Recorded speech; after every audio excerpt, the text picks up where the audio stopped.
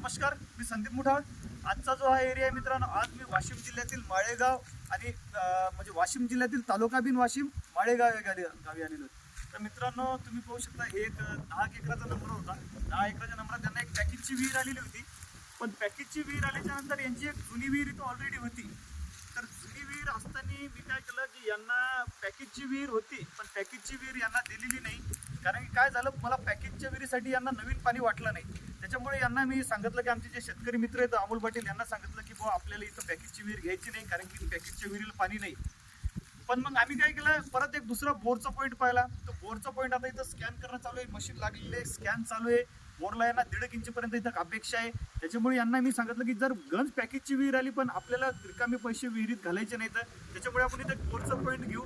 बोरचा point आता 100% पाणी लागणारच आहे आणि आपण बोर विहिरीत टाकू.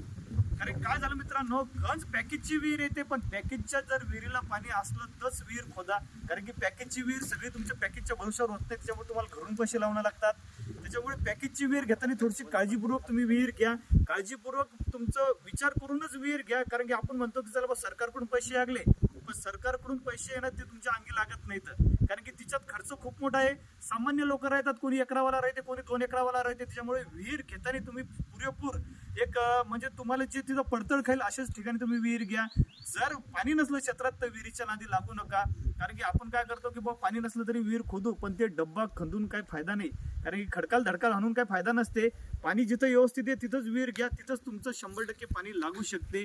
आता आमची काही मंडळी पास सावलीत बसलेली आहे, काही मंडळी उन्हात उभी आहे. कारण की मित्रांनो टेम्परेचर खूप झालेलं आहे आता. त्याच्यामुळे आम्ही बोरचा पॉईंट स्कॅन करतोय. बोरच्या पॉईंटसाठी कमीत कमी अर्धा ते 1 तास लागते. 1 तास असंच उन्हात उभं राहून तो स्कॅन करायला लागते. त्याच्यामुळे आता स्कॅन करणं चालू आहे आमचा. आणि गावची मंडळी आता सगळी मंडळी इथं उभी आहे, आम्ही याचं पॉईंट पाहत आहे. धन्यवाद.